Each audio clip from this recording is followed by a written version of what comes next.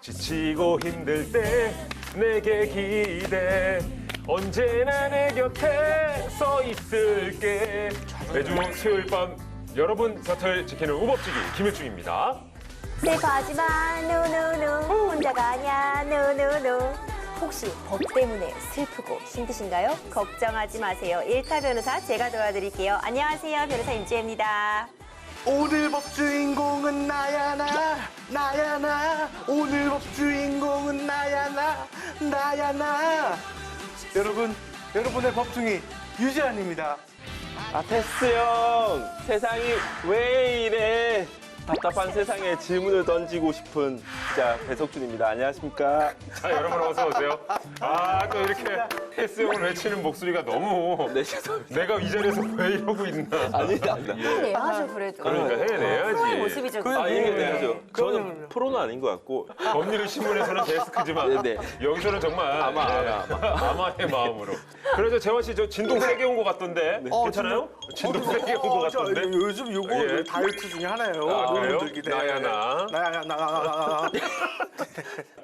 진동 제대로 느끼네. 근데 우리 인변은 뭐 워낙에 똑부러지게 해내시니까. 아, 짱이에요. 연습했죠. 실제로 정은지 닮은 것 같아요. 정은지. 정은지. 네, 은지. 야, 에이핑크에. 은지 친한데 네. 은지 닮은 것 같아, 진짜로. 라디오 한번 초대받아서 나가면 좋겠네. 나도 그만뒀어요. 아이고, 야, 어떡하지.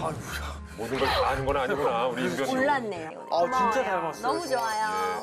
아니, 진짜 요즘에 또 너무나 뜨겁고 네. 갑작스럽게 내리는 폭우 때문에 걱정인 여름을 보내고 있는데 테스 형에겐 이런 것도 한번 물어보고 진짜 이 이상 기온이 어떻게 될까요, 테스 형? 맞아요. 그러게요. 이상 기후 현상이 점점 심해지는 것 같아요, 배 국장님, 그죠? 네, 실제로 유엔 세계 기상 기구에서는 올 7월에 지구 평균 기온이 역사상 가장 높은 기온을 수치를 보였다고 하고요. 그래서 유럽 알프스 빙하가 녹아서 예전에 거기를 산악 이렇게 올라갔던 사람들 어떤 시신이 떠내려오는 경우도 발견되기도 하고, 최근에 유엔 공식 개정에서 이제는 지구 온난화의 시대는 끝났고 지구 열대와 보일링 끓는 시대가 이제 도래했다, 이런 어떤 메시지를 남겼더라고요. 그래서 이제 더 고온, 더 뭔가 열대 기후로 바뀌고 있는 상황인 것 같습니다. 이 영화 투모로우처럼 빙하기를 맞이하게 된다면 오히려 더 나을까요? 아니면 사실 둘 다 뭐 처참하겠죠. 굉장히 어려운 상황이겠죠. 설국 열차를 같이 탑시다. 그거 알죠? 그거 알죠? 바퀴벌레 먹는 거. 아, 이거 앞차에 탑시다.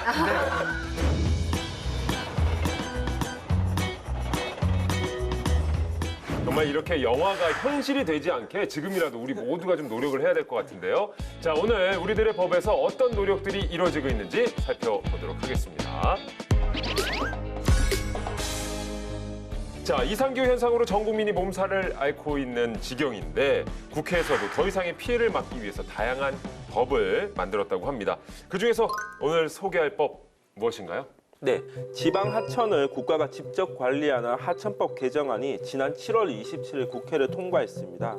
법이 통과하면서 이제 집중호우나 폭우 등으로 홍수에 취약한 지방 하천을 중앙정부가 직접 관리하고 공사를 할 수 있게 되었습니다. 그럼 그동안은 이제 하천 관리를 국가가 하지 않았던 거예요?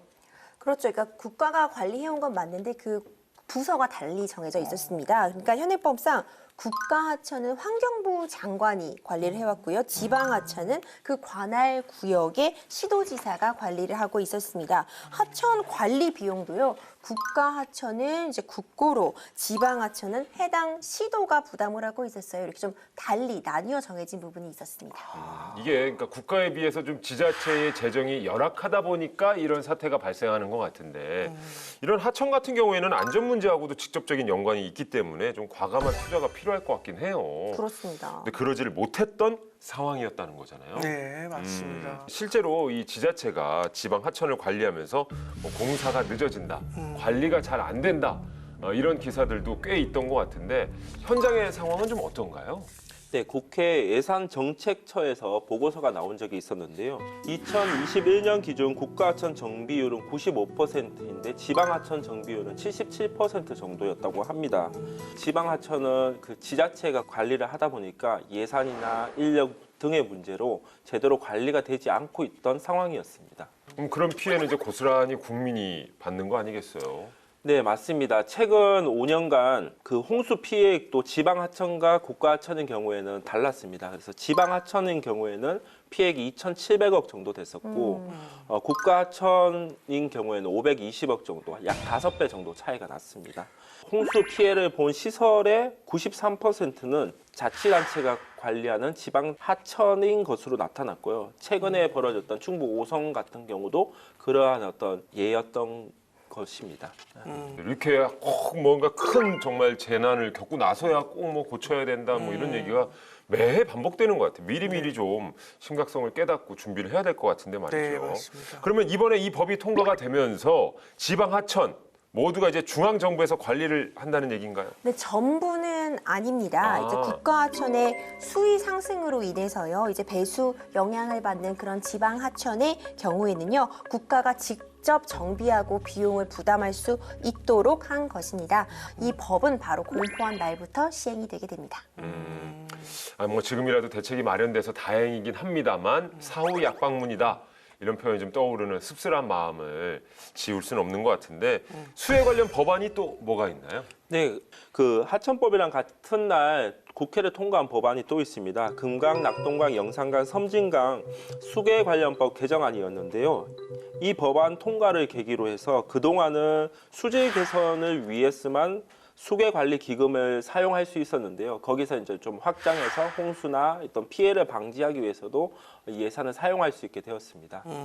아니 진짜 여름철마다 이제 집중호우가 되풀이되고 있고 앞으로는 더 어떻게 심각하게 변할지 정말 무서울 지경인데 더 큰 사고가 발생하기 전에 이 국민의 안전을 위해서 정말 더 많이 이런 법들이 만들어졌으면 좋겠다라는 생각이 듭니다. 재환 씨도 동의하는 바죠? 물론 동의합니다. 기댈 수 있는 그런 어떤 것이 있다는 것, 이 마음의 안정감이 굉장히 클 것 같습니다. 맞습니다. 네. 자, 그럼 이제 보호의 손길이 필요한 분들을 위해서 노력하고 있는 입법자들을 만나보는 시간이죠. 네, 오늘의 입법자 바로 이분입니다.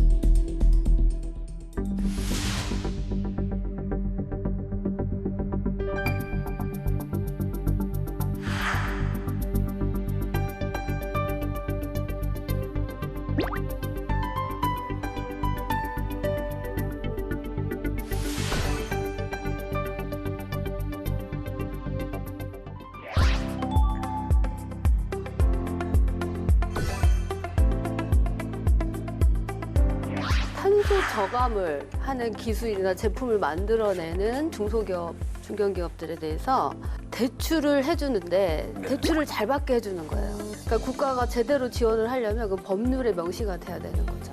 탈취를 했다고 주장이 되는 그 피고한테 자료를 내놔라. 안 내놓습니다.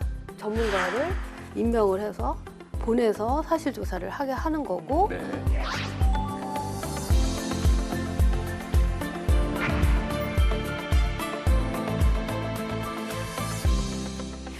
자, 오늘 입법자들 주인공은요. 약자의 손을 잡아주는 판사에서 약자의 바람막이가 되기 위해 정치에 뛰어든 분입니다.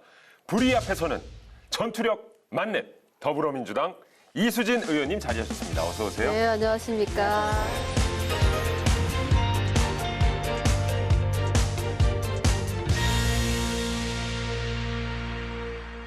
제가 너무 힘줘가지고 불의 앞에서는 전투력 만렙이다 뭐 이렇게 표현을 했는데 네네. 어떻게 좀 제대로 된 표현 맞습니까? 불의의 타협을 잘 못하는 편이죠. 예. 어린 시절부터 그런 경향이 컸던 것 같아요. 네. 뭐 일례를 좀 들어주신다면 혹시 격투가 있던가. 네, 예를 들면 초등학교 때도 선생님이 좀 이상한 발언을 하시거나 부잣집 아이들을 막 편애하거나 그러면 네. 그걸 그냥 못 넘기고 어허. 선생님한테 좀 따졌죠. 선생님 그거는 아니라고 생각합니다. 네, 그렇죠. 뭐 이렇게. 우리 다 네. 평등하지 않습니까? 그렇죠. 그렇죠. 그거 네. 해보신 적 있어요? 저요? 네. 저는 못 해봤어요. 참아요, 저 친구. 잘 참는 친구. 참아요. 예. 그러니까 저는 못 참아서 이 길을 왔고 네. 결국 이렇게 됐습니다. 네. 아, 그러시구나. 아니 그 의원님 판사 출신이라고 말을 듣고 생각난 사람이 있었는데 그 소년 판사의 김혜수 씨. 예, 어딘가 좀 비슷한 분위기가 풍기기도 하고요. 네, 그렇죠. 그렇지 않아도 제가 부산에서 소년보호 재판을 했었어요. 예. 대부분이 이제 그 부모로부터 제대로 보호를 받지 못하는 청소년들이 범죄에 노출이 되고 재판을 받고 이렇게 해도 다시 또 범죄에 노출되고 왜냐하면 집에 가면 돌봐줄 사람이 없으니까. 그렇죠.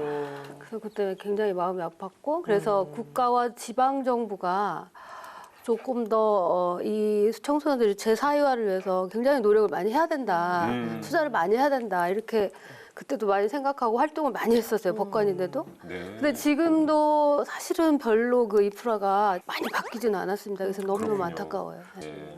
우리 의원님께서는 평생 판사로 이제 재직을 하시다가 이제 국회에 입성을 하셨는데요. 생활 패턴도 달라지는 부분이 많을 것 같고 하시는 일도 많이 달라지셨을 것 같은데 국회에 입성한 후에 가장 기억에 남는 의정 활동 어떤 거 있으세요? 그 의정 활동은 사실은 너무 많습니다. 너무 많아서 뭐 하나를 이렇게 딱 찍기가 지금 뭐하긴 한데 우리 흑석동에 이제 재개발이 크게 이렇게 실행이 되면서 학령 인구가 굉장히 많이 늘었어요. 근데 학교가 없었습니다. 고등학교가.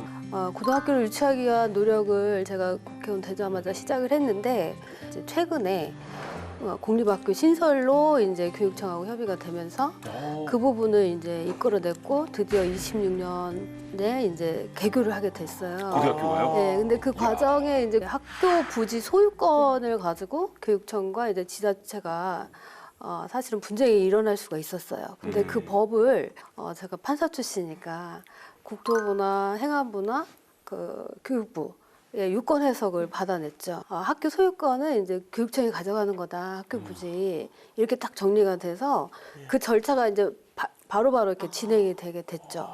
그래서 이게 15년 된 수건 사업이었는데 예. 26년에 개교를 해서 거기 다니는 초등학생들이 이제 그 고등학교를 다닐 수 있게 됐죠. 아, 네, 너무나 지역에 이제 네. 고등학교를 갈 수 네, 있는. 네. 의원님 지역구가 네. 여의도나 이런 광화문 출근 지역과 어떻게 보면 인접해 있다 보니까요. 제 나이 또래에 지금 일하고 있는 그런 워킹맘 친구들도 이 지역구에 살고 계신 친구들이 진짜 많거든요. 쭉 네. 살고 싶은데 네. 고등학교가 없다 이런 얘기를 했었는데 너무 좋은 일 해주신 것 같아요. 그래서 제가 지금 그게 국회의원이 아니었다면 할 수 없는 역할들을 법을 시너지 효과가 되는 거예요, 진짜. 그래서 그 부분에 대해서 제가 굉장히 보람 있게 지금 생각하고 아우 있어요. 멋지십니다. 네. 멋져요? 진짜 멋져요. 의원님은 또 법관 출신이다 보니까 아무래도 입법 활동에 애착도 크실 것 같은데 가장 보람된 입법 활동은 어떤 게 있을까요? 우리 이제 변호사분도 계시니까 이거야말로 진정한 검찰개혁이다라는 입법을 한 게 있습니다. 그러니까 그 전에는 이제 압수할 때 압수영장을 이렇게 재심하고 가져가요. 그러면 당황스러우니까 무슨 제목으로 도대체 제가 압수를 당하는지도 모르는 상황이었고 그다음에 이제 법정에서도 그 압수영장 사본을 보여줘야 재판장이나 피고인들이 이 제대로 압수가 됐는지 알 수가 있는데 안 보여주는 거예요. 아, 영화에서 보면 그냥 이렇게만 들고서 자, 이겁니다.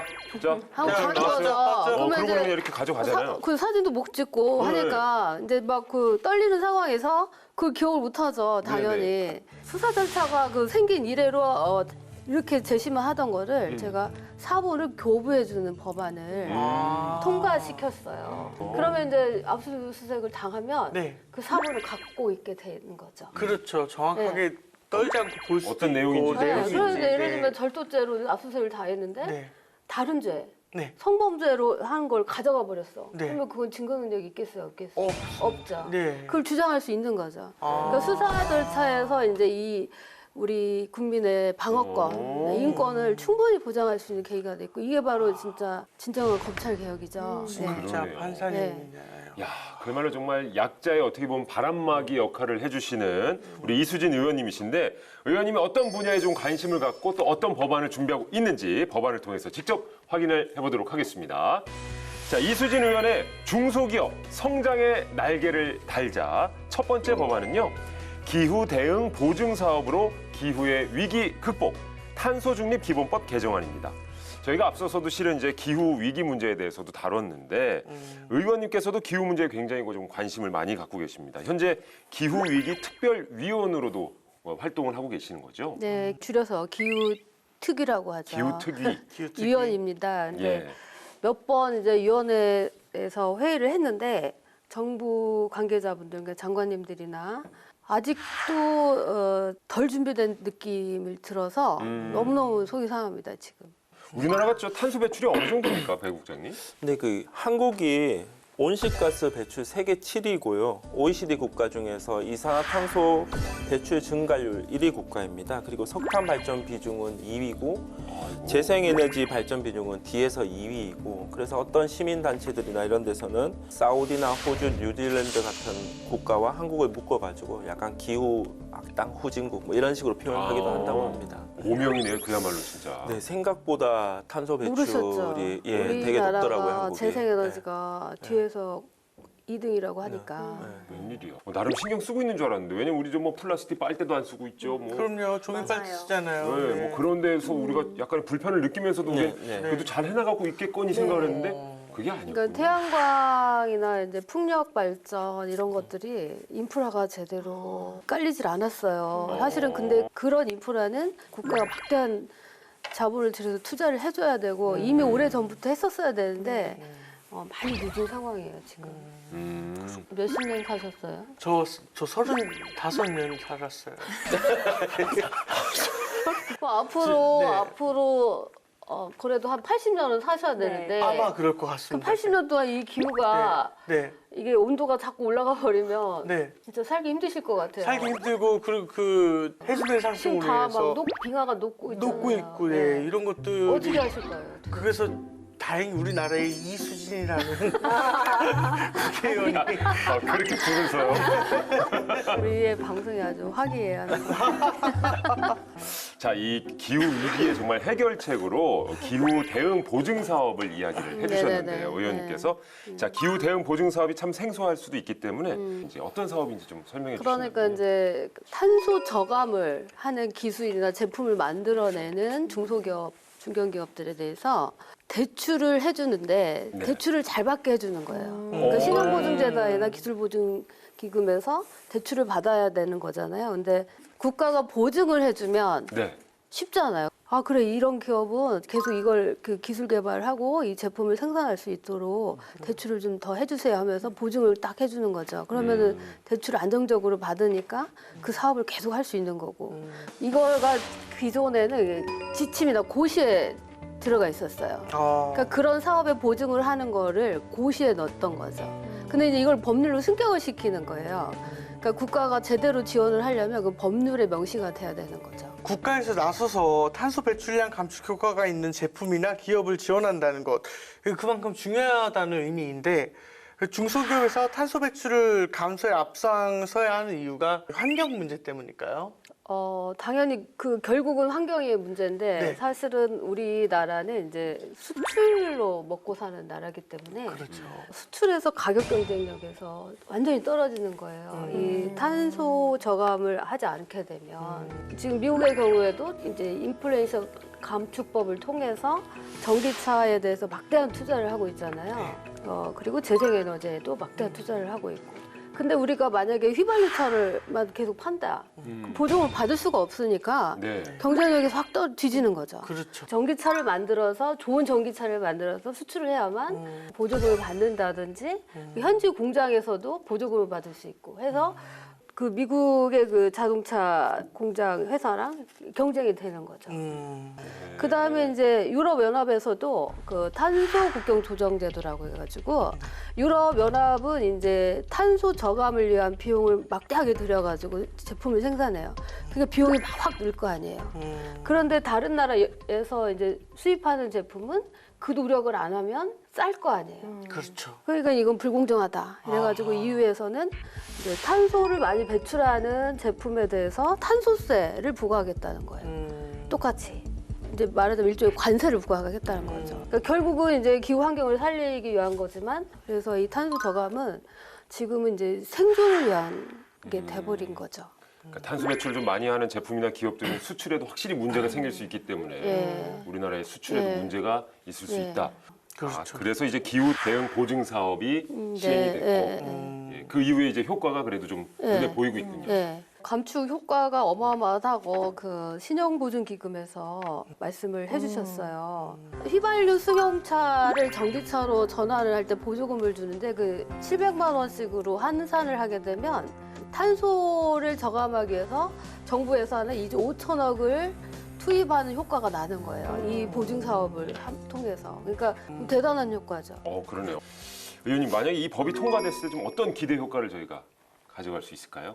그렇게 이제 법률로 이게 승격을 시켜놨기 때문에 당연히 이제 해줘야 되는 거예요. 그러니까 국가재정법에서는 정부가 출연할 때는 법률에 명시적으로 돼 있어야 돼요. 이렇게 법률을 해놓으면은 마음대로 이 사업을 없애거나 축소시키거나 이렇게 할 수가 없는 상황이 벌어지는 거죠. 우리도 앞에 놓여져 있는 이런 머그컵 같은 거, 머그컵. 일회용 컵이 아닌 네. 그렇죠? 이런 거 하나하나가 좀 작은 실천일 수 있는데 좀 어떻게 보면 큰 덩어리들은 이제 국가나 그렇죠? 이 네. 정부 기관 또 이제 기업들에서 좀 앞장서서 함께 해주면 좋을 것 같습니다. 다른 나라에 비해서 좀 불리한 상황에 놓여져 있는 만큼 이 기후 대응 보증 사업 안정적으로 잘 활용될 수 있는 환경이 만들어지기를 바라보도록 하겠습니다. 자, 이수진 의원의 중소기업 성장의 날개를 달자 두 번째 법안 살펴보겠습니다. 특허권 보호는 강력하고 확실하게. 자, 특허법 개정안입니다. 이건 또 어떤 취지에서 출발한 법안인가요? 그 제가 국회의원 됐을 때 이제 그 기술 탈취를 당한 중소기업 대표님이 거의 자살 시도까지 했던 분이 찾아오셨어요. 그래서 예. 자기들이 만든 기술이 이제 특허까지 받은 건데 이제 대기업에 뺏겼다 이렇게 말씀하시고 그거를 소송을 하고 있는데 3년 4년이 걸리니까 그 사이에 다 망했다. 그 특허권을 뺏긴 그 제품은 다른 곳에서 계속 잘 팔리고 있는데 자기가 정작 개발한 거는 자기는 팔 수도 없고 소송만 하고 있는 상태고 그랬고 그다음에 제가 재판을 할 때도 이런 분들이 소송을 했을 때 탈취를 했다고 주장이 되는 그 피고한테 자료를 내놔라. 안 내놓습니다. 그래서 이제 그게 이제 문서 제출 명령이라고 하는 건데 네. 이제 영업 비밀이라고 안 내놔요. 특히 대기업일수록 안 내놓으면 법관들이 그걸 제재할 방법이 없어요. 그래요? 네. 강제로 막 내놓으라고 할 수 없고 이제 이런 상황이 벌어지니까 재판 자체가 사실은 그분들한테는 불가능한 상황이죠. 그렇군요. 근데 그런 상황에서 특허청에서 네.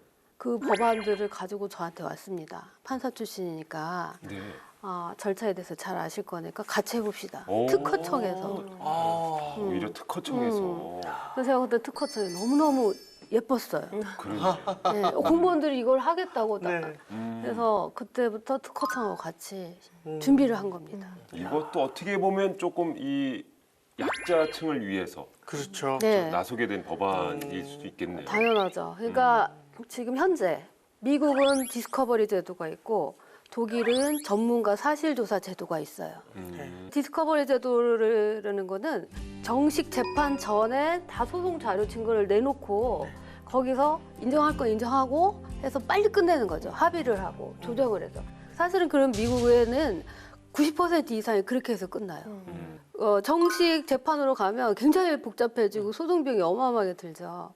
그래서 그 전에 다 서로 공개한 다음에 그 인정할 건 인정하고 해서 합의해서 끝내는. 네, 의원님이 지금 이미 말씀해 주셨지만 사실 증거 싸움이잖아요. 소송에 가면은 이제 증거 싸움이 될 것 같은데 내가 다 그 상대방이 내 특허를 침해한 거를 입증해라. 쉽지 않다 보니까 소송에서 진짜 어려움이 있었고 그래서 지금 디스커버리 제도도 말씀해 주셨는데 그러다 보니까 LG화학과 S이노베이션의 소송에서 미국에 가서 소송을 하는 일이 있었잖아요, 의원님. 맞아요. 그러니까 한국에서는 이제 특허 침해 소송에 대해서 그 한국 법원을 이제 신뢰를 할 수가 없는 지경에 이르는 거예요. 아하. 우리나라는 정말 특허 기술 개발을 하지 않으면 살 수 없는 나라인데 네. 그런 기술 개발을 하는 사람들의 이 특허권을 보호해주지 않으면 그 사람들이 할 수 있겠냐고요.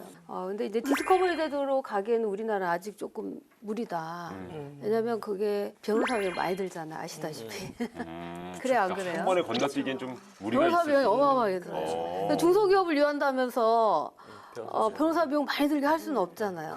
그래서 할 수 없이 독일식의 조사관 제도. 이거는 이제 조사관을 법관이 임명을 해가지고 공장이나 그런 데 가서 사실 조사를 해다오. 내 대신, 법관 대신. 당신이 더 많은 걸 아니까. 시키는 거죠, 한마디로. 오, 그렇군요. 네. 그러니까 비용 문제에 있어서도 조금 네네. 부담을 덜 수 그러면은 있고. 이제 그 비용을 안 들여도 되니까 중소기업은 네. 얼마든지 그 제도를 사용하는데 더 좋지 않겠어요? 네. 알겠습니다. 이 현 상황도 저희가 한번 좀 짚어봐야 될 것 같은데 네. 우리나라에서 어떻습니까, 배 국장님? 이 네. 대기업에서 중소기업의 특허를 침해해서 생긴 분쟁들이 진짜 꽤 있어요. 네, 일단 신문 기사에도 많이 나고 있고요. 최근에는 또 중기부에서 그 어떤 중소기업을 보호하기 위한 기술 보호 법무 자문단을 만들어서 운영하고 있습니다. 이게 2019년에는 한 47건 정도의 자문이 이루어졌고 2020년에는 164건, 2021년에는 183건으로 매년 건수가 늘어나고 있는 상황입니다.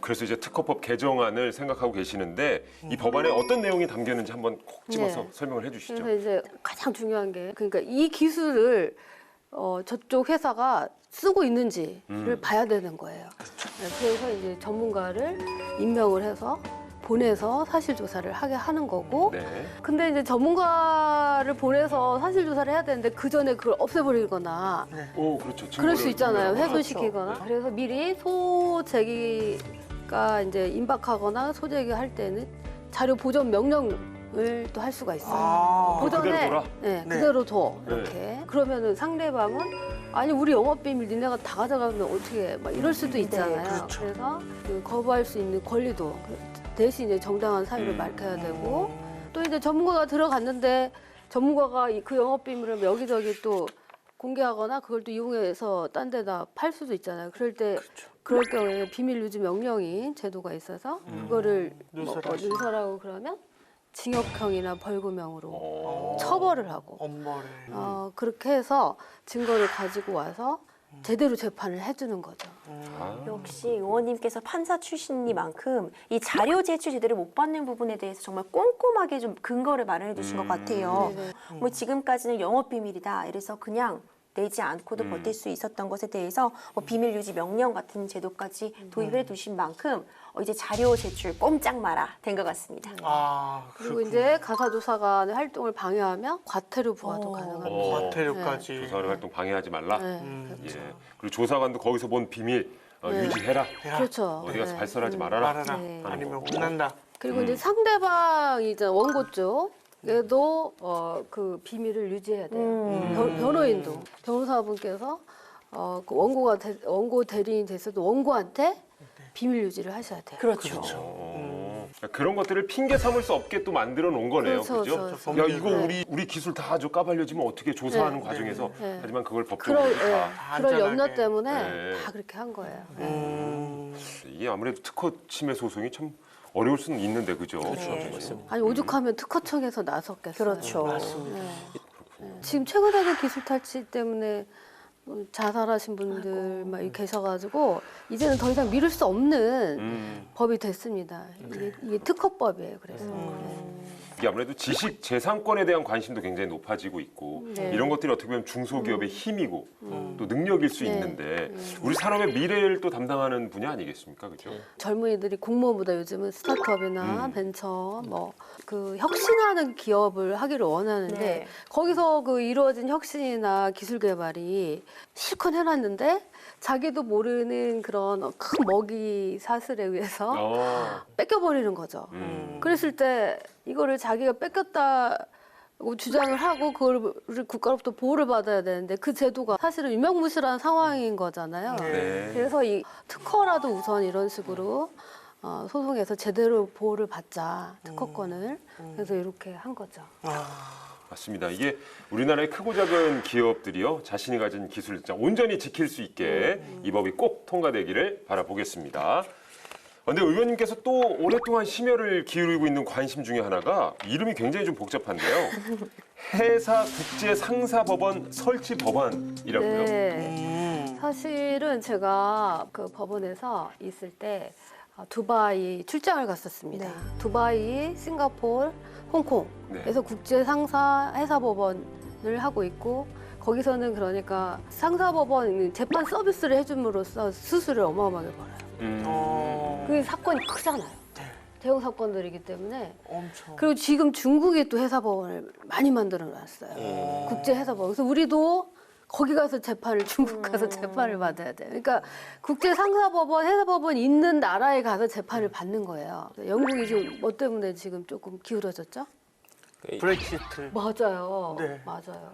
원래는 영국이 최고였어요. 근데 영국이 조금 그 국제상사법원에서 해사법원이 조금씩 이렇게 기울어지는 상황을 틈타서 네덜란드가 하려고 하고 있죠. 제가 그때 수요 조사를 했었는데 중소 중견기업들이 대부분 수출로 70%를 수출을 해요. 수출이 뭐예요? 국제 거래잖아. 네. 국제 계약. 네. 그런데 이제 특히 이제 동아시아나 이런 데랑 하면 항상 분쟁이 일어나요. 뭐 너네 이렇게 저렇게 해서 클레임 걸어서 돈 안 줄 거야. 뭐 이런 식으로. 그러면은 그 중소기업들은 어떻게 할 것 같아요? 그러면 일단 고소를 해야 될 것 같은데 돈을 주기는 난 어디다 주기니까. 고소해요? 근데 할 데가 없는 것 같아요. 그러니까 이제 사실 대부분은 고소보다는 중재를 합니다. 이 사건에 대해서 우리 한번 봐주세요. 이게 그러니까 지금 이제 어떻게 되는 국제거래는 건지. 대부분 중재로 하죠. 이번에 그 두 번이나 큰 우리나라 에서도 몇천억씩 내야 되는 게 다 중재 사건이었잖아요. 네. 근데 중재 비용이 최소 얼마 들 것 같아요? 어마어마하겠네요. 또. 네. 그러니까 이제 중소기업들이 그래도 중재 비용이 배보다 배꼽이 더 크니까 네. 다 포기해요. 그래서 그분들이 상사법원을 만들어 달라 네? 했어요. 그리고 회사법원도 마찬가지. 이래가지고 제가 회사법 학회 분들하고 또 이제 법원에 계신 분들하고 같이 이제 국제 상사 회사법원을 만드는 법안을 지금 냈죠. 그래서 거의 50여 분이 공동 발의를 또 해주셨어요. 이게 정말 필요하니까. 야. 네, 의원님, 근데 그러면 많은 분들이 좀 궁금해 하실 것 같아요. 이렇게 우리나라는 무역 의존도도 높고요. 이렇게 수요가 분명히 있을 텐데 왜 아직까지 만들어지지 못했나? 두바이나 이런 데서는 호주 재판관을 수입을 해요. 야, 재판관을 수입한다. 아니, 왜냐면 이제 국제거래, 국제중개 사건 제대로 할 줄 아는 사람들을 해야 되고 대륙법계나 영미법계를 다 아는 분들이 오셔야 돼요. 그렇구나. 그래야 이 나라 저 나라에서 오는 걸 재판을 해주죠. 그렇죠, 맞습니다. 근데 우리나라는 상호가 너무 경직돼 있어요. 특히 또 그리고 지역 싸움을 해요. 지역 싸움. 어디다 드릴 것이냐에 문제. 부산 분들은 부산에다만 하겠대. 인천 분들은 인천에다만 하겠대. 그리고 각자 큰 항들이 있으니까. 그렇죠. 서울 하지 말고. 네. 그러니까 서울을 빼버리면 근데 클라이언트 외국 클라이언트들이 네. 가겠어요? 부산 인천까지? 아니요, 너무 안 하지. 멀어요. 서울에서 일단 하려고 하지. 그러네요, 네. 또. 여기가 이제 거기 그 자기들 지점이 다 네. 서울에 있을 거 아니에요. 네. 부산, 인천, 서울 네 개 다 할 수 있게 네. 하는 법안을 냈죠. 근데 아직도 우리만 할 거야 이러면서 그래서 이거 발목을 다 잡고 그래 다 같이 하지 마. 그럼 어떻게 해야 돼요? 어떻게 해야 돼요? 너무 머리가 아프다. 네? 한 발자국도 나가지 못하는 님비 현상, 님비가 아니지. 이건 아니지. 서로 갖고 오겠다고 하겠다. 핀피 현상. 그 뭐야 근데? 반대말은. 반대가 그런 거예요? 네. 그렇죠. 국제 상사 재판을 받기 위해서 오. 1년에 우리나라에서 했으면 벌었을 돈 몇 천억이 해마다 나가고 있어요. 이 문제가 참 어렵습니다. 네. 네. 아니 어렵다고 하지 말고 여기서 해결해 어렵잖아요. 주세요. 저희가요? 네. 아니 아무도 해결은 안 하고 어렵다고만 해요. 어떻게 그러면 하실 거예요? 대전에서 해? 바다가 교통의 여충지 내고장 대전에서 해? 일단 시작을 해야 돼요. 일단 시작을 하는 쪽으로. 어. 알겠습니다. 정말 이게 자 의원님 21대 국회가 진짜 얼마 남지 않았습니다. 네. 남은 임기 동안도 정말 바쁘실 것 같은데 어떤 활동을 또 계획 중이신지. 앞으로 이제 마지막 국감이 남아 있습니다. 전반적으로 체질 개선을 하지 않으면 그 일본처럼 된다고 하잖아요. 그러니까 재사용 에너지 인프라 확충을 위해서 국가가 어느 정도 그 구축을 위해서 노력을 하는지 불공정을 없애기 위한 노력, 이제 특허법도 마찬가지잖아요. 그런 부분들. 그다음에 우리 정말 서민층들을 위해서 복지 비용을 자꾸 축소를 하고 있는데 그 부분에 대해서 제가 제대로 감사를 해보겠습니다. 재환 씨가 또 마지막으로 질문 한번 또. 처음 국회에 입성할 때 이것만큼은 꼭 지키겠다. 나 자신과의 그런 약속이 혹시 있으신지. 네. 네. 재선을 하려고 하는 국회의원이 아니라 네. 이게 끝이다라고 생각하고 제 모든 걸 다 쏟아붓자. 네. 제 진정성을 다 쏟아붓자. 네. 개파에 들어가지 않고 제대로 국회 의정활동 하겠다라고 다짐을 했고 그걸 지켰습니다. 그래서 그것만큼은 제가 제 스스로 잘했다고 생각을 하고 있어요. 저는 기백을 이렇게 느끼는데 눈도 이무기 눈이고 무슨 눈이야? 이무기상. 이무기는 하늘로 승천 못해가지고 꼬꾸라진 건데 아 그래요? 이무기 눈이라고 좀 문제가 대신 있잖아요. 사과드리겠습니다. 진짜 이거는 아니, 좋은 건 줄 알고. 용이라고 하려다가 이무기라고 한 거죠. 제 당연히 용이죠. 용 당연히 용 약간 얘기인데. 용이랑 이무기 차이 모릅니다. 모르는 거예요. 예, 예. 같은 걸로 알아가지고. 아유, 그리고 그래서 대신 좀 사과드리고 좋은 의미로 전달한 얘기라고. 좋은 재미였습니다. 생각을 해주시고. 제가 사실 의원님을 뵌 적이 있어요. 언제냐면요. 일에서 또 만난 건 아니었고 깜짝이야. 의원님이 한참 이제 막 선거 운동하실 때요. 제가 그 지역에서 일이 있어서 있었는데 저한테 악수청해 주시면서 인사를 해주셨는데 제가 거기 안 살잖아요. 예. 그래서 제가 되게 조그만 목소리로 여기 안 살아요. 이렇게 얘기를 했었어요. 정말 본인만 기억할 수 있는 기억이다. 예. 근데 아니 아직 끝나지 않았어요. 네. 근데 그때 의원님이 진짜 손을 꼭 잡아주시면서 그래도 좋아요 하고 한번 안아주신 거예요. 포용력이 있어. 예. 근데 제가 그래서 정말 좋은 기억으로 남아 있었거든요. 네. 오늘 이렇게 또 만나뵙게 돼서 정말 영광이고 지금 사실 제가 딱 오늘 의원님 말씀하시는 거 들으니까 본인이 발의하고 처리하고 계신 법안을 완벽하게 장악하고 계시다는 생각이 들었거든요. 진짜. 이거는 이렇다면 통과될 수밖에 없겠다는 생각 들고요. 아유, 감사합니다. 네, 그래서 앞으로의 행보도 열렬히 응원하겠습니다. 아유, 감사합니다. 오늘 아주 든든한 응원을 많이 받으시는 것 그러니까요. 같은데요. 네, 네. 마지막으로 우리들의 법 시청자분들께도 끝인사, 좋은 의정 활동과 입법 활동 또 부탁드리는 마음 담아서 마지막 인사 말씀 부탁드리겠습니다. 제가 지금 정말 통과됐으면 하는 법들에 대해서 여러분께 설명을 많이 드렸습니다. 근데 누구보다도 이 법이 통과되기를 원하시는 분들은 국민 여러분이라고 생각합니다. 본회의까지 이제 통과가 돼야만이 이 법이 발효가 되는 건데 그걸 위해서 제가 끝까지 노력을 하겠습니다. 우리 국회 방송에 통해서 이런 설명을 국민 여러분께 해드릴 수 있고 서로 소통을 할 수 있어서 너무너무 좋습니다. 감사합니다.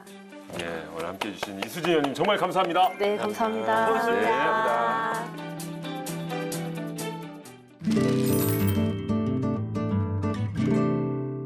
법을 몰랐다고요? 아니, 법을 잘못 알고 있었다고요? 제대로 법을 읽어드리는 방법을 알려드리겠습니다. 법 읽어드립니다. 요즘 이 차도나 인도에서 심심찮게 볼 수 있는 것이 바로 킥보드입니다. 전동 킥보드. 그렇죠. 진짜 이거 많이들 타시는 것 같고. 많이 타죠. 군데군데 뭐 이렇게 세워져 있기도 맞아요. 해요. 뭐 공유 킥보드라고 해가지고. 네. 타봤어요? 전 타봤습니다. 그래요? 네. 위에 헬멧이나 그런 것들 착용 잘 하고서 타야 되기 때문에 저는 그런 것들 다 준비해 놨어요. 무릎 보호대부터 시작해서 보호 장비들요? 보호 장비까지. 오. 네. 재밌어요, 진짜. 이게 요즘에 킥보드를 무법자? 뭐 이렇게 부른다고도 하더라고. 무법자라고도 하고 이제 고라인처럼 갑자기 나온다고 해가지고 퀵라니. 네. 킹라니? 이게 원래 어디서 나왔냐면 자전거의 자라니. 어. 부터 갑자기 시작된 튀어나온다고? 단어예요. 네. 이름은 잘 졌다만 진짜 깜짝 놀랄 정도로 이거는 큰 사고를 불러일으킬 수 있는 말입니다. 정말 정말 위험해요. 요즘 네. 사실 인도에서 이렇게 전동 킥보드 타고 쌩 지나가다 보면은 아이들이랑도 부딪힐 수 있고요. 맞아요. 갑자기 상가에서 나온 사람들이랑 부딪혀가지고 큰 사고로 이뤄지는 경우 정말 많아요. 맞아요. 네, 맞습니다. 서울시에 등록된 전동 킥보드가 44,000대라고 하고요. 전국에는 약 23만 대가 등록돼 있다고 합니다. 그러면서 관련된 사고도 계속 늘어나고 있는데요. 전동 킥보드 관련된 사고만 2,300건 작년 한 해에만 그렇게 기록이 됐다고 하고 5년 전보다 20배 넘게 증가한 수치라고 합니다. 네, 점점 많이 늘어나고 있는데 오늘 법 읽어드립니다. 바로 전동 킥보드 때문에 벌어진 사건이라고 하는데요. 무슨 일이 있었는지 지금 확인을 한번 해보시죠. 세상은 요지경 속이다. 아유, 내가 이런 세상에서 술을 안 먹고 살겠어 내가. 자, 2차 가자, 2차. 2차는 내가 치맥 쏜다. 친구, 우리에겐 내일이 있잖아. 내일을 위해 오늘은 여기까지 하자. 안 돼. 너 그렇게 나한테 국어책 읽듯이 네가 국어 선생님이야? 친구, 네. 미안해. 아니야. 내일 마실 술을 나는 오늘 다 마셔버릴 거야. 오케이.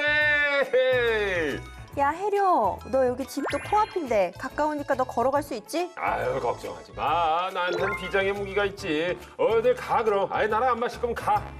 딴 데 가지 말고 집으로 제발 가. 아유, 저 정말 국어 선생님이야 뭐야. 아유. 야, 신나게 달린다. 귀여운 전동 킥보드 싱싱. 우리 싱싱이 나갑니다. 모두 비키세요. 저기요. 조심하세요. 싱.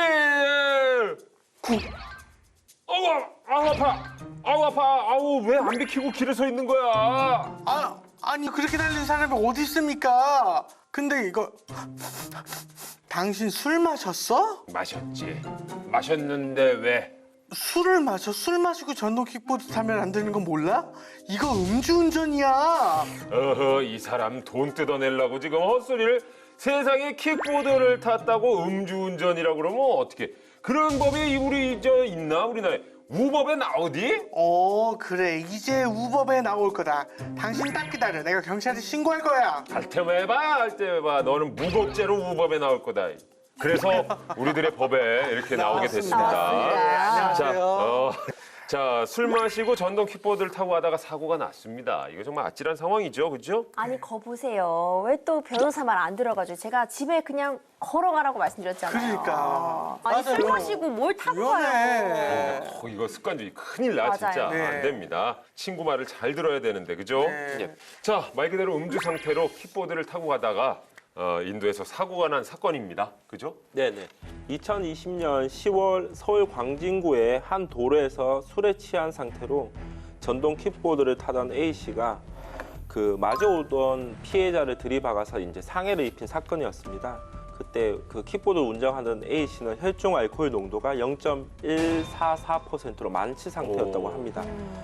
그래서 그 사고가 일어난 이후에 A 씨는 특정 범죄 가중처벌법과 도로교통법 위반으로 기소가 돼서 재판이 시작되었습니다. 킥보드를 타고 가다가 사고가 발생해도 이 도로교통법이 적용이 되는 거군요.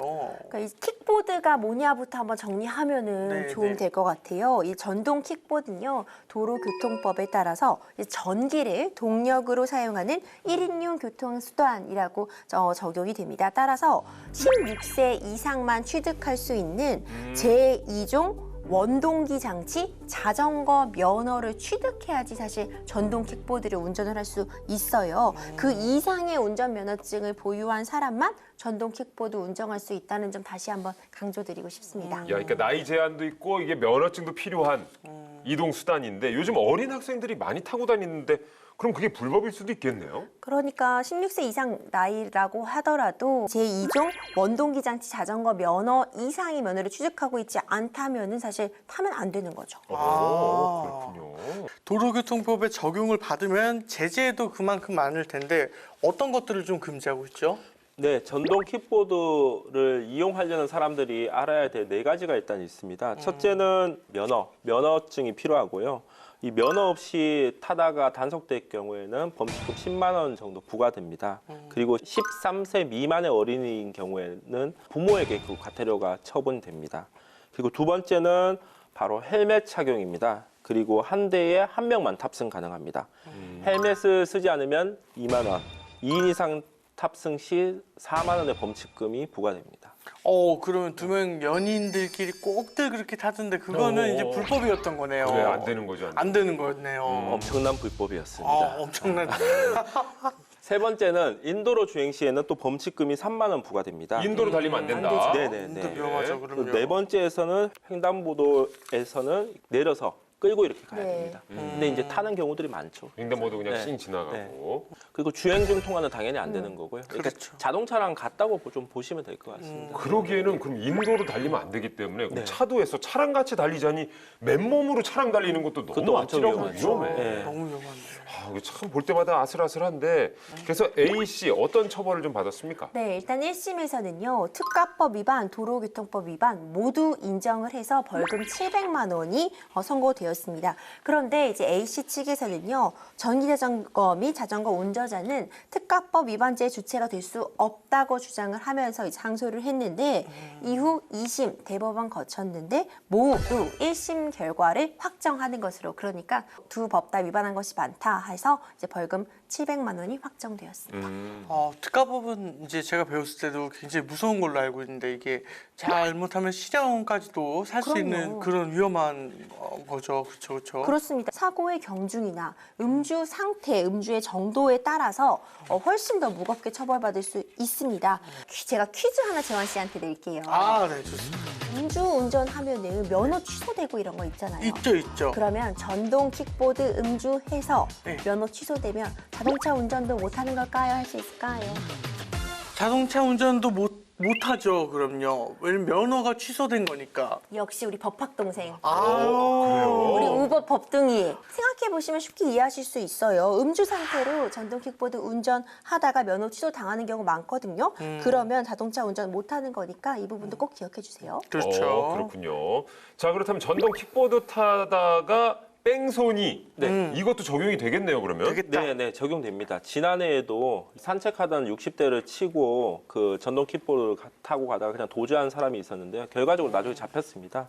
이 사람에 대해서도 특가법상 도주치상 혐의로 이제 재판이 시작됐다고 합니다. 또 이 사건에서 주목할 부분이 있는데요. 바로 이 전동 킥보드의 속도, 이 속력입니다. 현행법상 전동 킥보드 무게는 이제 300kg 이하 그리고 법정 속도는 시속 25km로 이제 정해져 있어요. 그런데 이 사건의 경우 가해자가 어떤 조작을 통해서 이 속력을 더 높여놓은 것으로 한 것이 아니냐 이런 얘기도 나오기도 했었거든요. 그러니까 인터넷에 보면은 전동 킥보드 속도 제한 푸는 법 이런 것들이 또 검색이 되더라고요. 그래요? 그리고 실제로 뭔가 이런 튜닝이라고들 하죠. 어떤 그런 간단한 조작을 통해서 이 속도 제한을 풀어버리는 그런 경우가 있다고 하는데 위험하니까 속도 제한을 걸어놓은 거 아니겠어요. 이런 일은 절대 해서는 안 되겠습니다. 예. 자동차 운전할 때는 가장 중요한 게 보험인데 혹시 이 전동 킥보드 관련해서도 보험이 있나요? 네, 전동 킥보드의 경우에는요, 보험 가입이 아직 의무는 아니어서 사고가 나도 보상이 어려울 수 있다는 점을 좀 주의를 하셔야 될 것 같아요. 자동차와 이륜차는 이제 무보험 상태로 무보험 운전자가 과실로 사람을 다치게 한 경우에 자동차 손해배상 보장 사업을 통해서 정부에서 보상을 받는 경우도 있을 수 있고 또 가해자에게 어떤 구상권을 청구할 수 있는 상황인데요. 전동 킥보드는 이게 적용이 안 될 수 있기 때문에 주의가 필요하고요. 요즘은 전동 킥보드 관련해서 그런 보험 상품도 많이 나오고 있어서요. 만약 전동 킥보드를 좀 주기적으로 타시는 분이라면 이 보험 가입도 한번 확인해 보시는 게 좋을 것 같습니다. 네. 예. 근데 공유 서비스로 이제 공유하고 있잖아요, 전동 킥보드를. 네, 네. 공유 업체는 보험을 어떻게 하고 있습니까? 가입하고 있는 업체들도 있다고 하는데요. 그게 또 제한적이라고 합니다. 그래서 실질적으로 뭐 큰 보상이 되지는 않고 있는 상황이라고 하고요. 그래서 국회에서 뭐 의무적으로 가입하도록 하는 법안은 제출된 상태라고 합니다. 일단 좀 지켜보는 수밖에 없는 것 보험 같습니다. 쪽이 아직 많이 네, 미비하군요. 네, 네, 그렇습니다. 공백 상태입니다.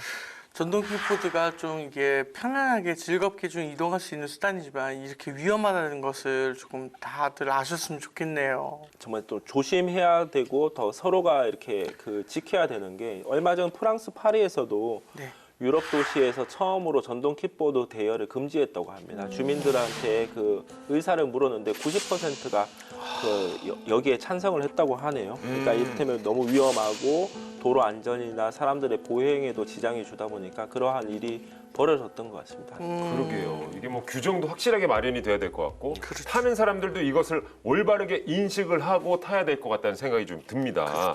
좀 운전자들이 또 조심을 해야 될 것 같다는 생각이 들어요. 네. 예, 자 오늘 이제 더위가 그친다는 모기 입도 삐뚤어진다는 쳐서 입니다.